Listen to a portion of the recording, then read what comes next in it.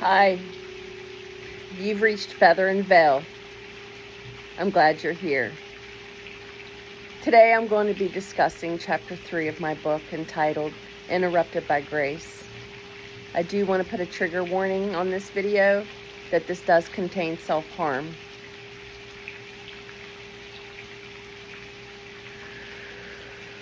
I was 16 years old.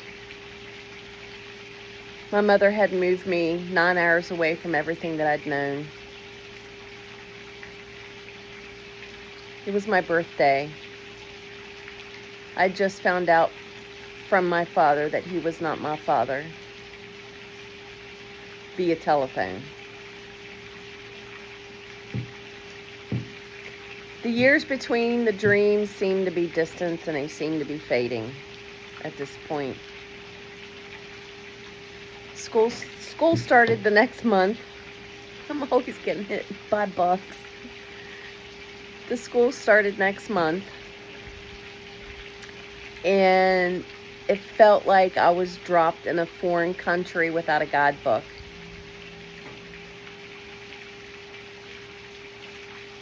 I'd met a boy. We dated for 4 or 6 weeks. It was probably mid-September. And on this day, that morning he dumped me.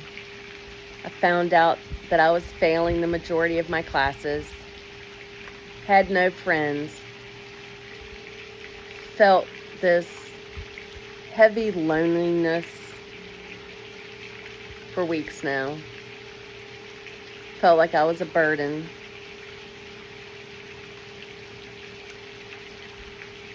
The school that I attended was minority was white, majority was black, so I got to feel what racism was like.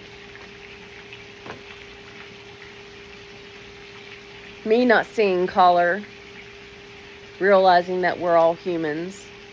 We all put our pants on the same way. We all wipe our butts the same way. Apparently that's not the case. Didn't understand it at the time. Didn't understand racism.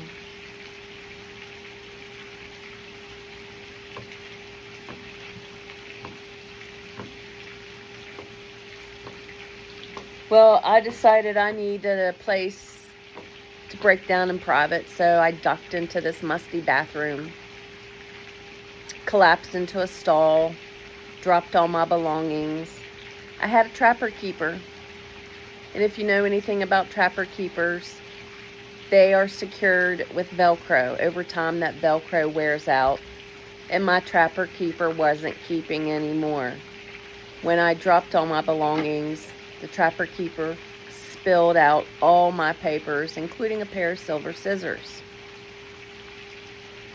I looked down at those silver scissors and I grabbed them up tight, not realizing I was gripping that strong, and cut the inside of my palm, and thought, I actually felt something. So I thought, didn't hesitate, opened them scissors and just started pressing on the inside of my wrist. Blood started pouring out. I looked up at the ceiling and was like, I just want this feeling to end. Pressed a little harder, more blood started coming. Looked back up at the ceiling and started to plead for help. I asked out loud, please, just somebody help me. I need help. I don't want to do this. I just need help. Then the bathroom door starts to creak open. I stop immediately and shouted, someone's in here, and thought, I need to finish this quick. I'll just kick to the neck. It'll be over fast. Just as I thought that, the room changed.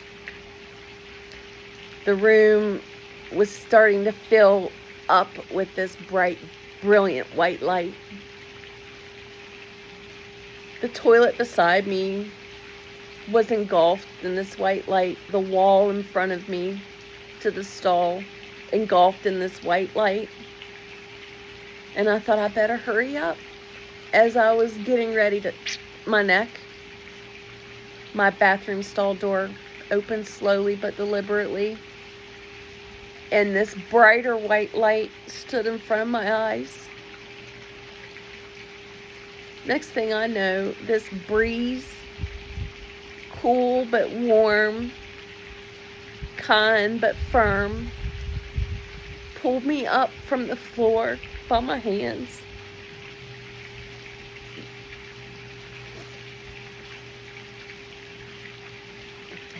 Guided me out of that bathroom stall, out the door, up flights of stairs.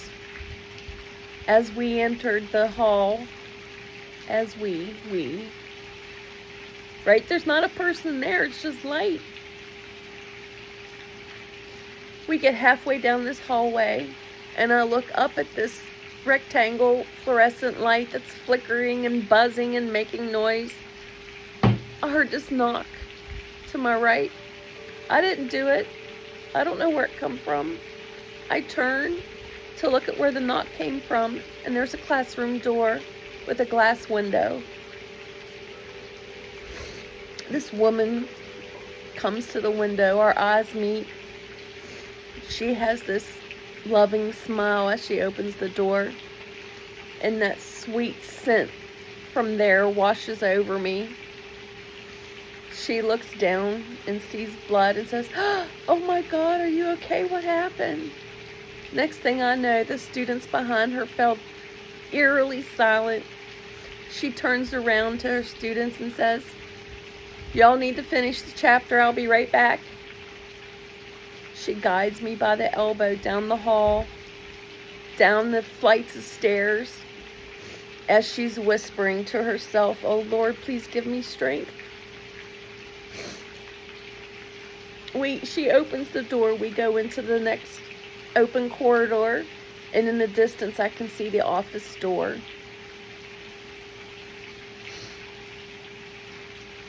Next thing I know, the bell rings. Students start to flood the area.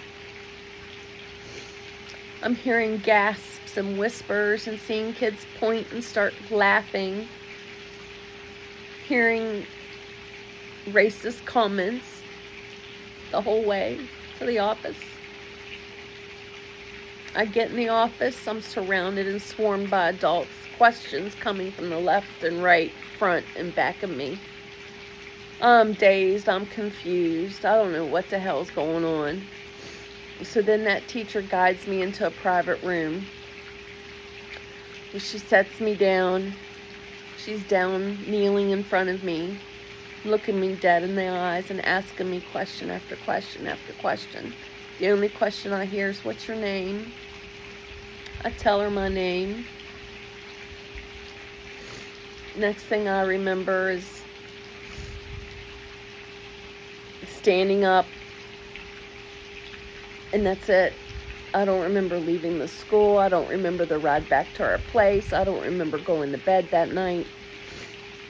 I do remember waking up the next morning and getting in the shower and looking down at these bandages that are now getting wet and they're stinging from the water, and realizing I really just tried to end my life. I'm going to hell. That's it. I'm going to hell. So I pull up my big girl panties and said, well, I guess I'm going to have to go face the criticism of all my classmates at this point. I can do it. I can do it. I'm the one that did this. Ain't nobody else did this but me. So I get in the car thinking, oh, how I'm going to react, how I'm going to perceive everything that's going to be coming my way. But little did I know, we didn't go to school. We ended up going to a child psychologist that morning, getting dropped off. Don't know where my mother went at that point. I don't know if she went to get coffee or she was in a room next door. I don't know. So I'm talking to this man who's telling me he's an expert in child psychology and that this was a safe space to talk freely and openly about anything at all that's bothering me. So I did. And unbeknownst to me, he recorded all of this. He recorded every bit of it and shared it with my parental. Yeah. That betrayal hit really hard. It hit really hard. You know, something unexpected did come out of that day, though. That teacher, Mrs. R., the one whose door I was led to, checked on me the rest of that school year and helped me navigate school. She helped me build a resume to find my first job. She was a quiet source of strength when I was in a time of free fall. In that moment where everything unravels. And just as I thought I lost that connection to something greater, those dreams return, more powerful and with more frequency. I look back not on that day with shame, but with awe. Not because of what I tried to do, but because of what interrupted me. Something sacred, something otherworldly. It didn't arrive with thunder. It arrived with stillness, with light, and with grace. That blinding white light just didn't fill that bathroom. It filled me. It filled my soul. It pulled me out of a pain. It pulled me out of a place that I could not pull myself out of. And then there was that scent, that sweet, otherworldly scent. The smell of peace, the smell of home, the smell of there. It was a sign that I wasn't alone. What saved me that day wasn't just the knock on the door or the teacher or the interventions that followed. It was the presence that I had known as a child. That same voice, that same light, that unforeseen force that wrapped me in a love so deep and that had sent me back before. It came again, not because I deserved it, but because grace doesn't wait for us to be ready. Grace simply is. It shows up. It reminds us that even when the world feels cruel sometimes, that there's something divine that still knows our name. It reminded me that I was never truly alone to begin with. That something greater was walking beside me, watching over me, not just on that day, but always.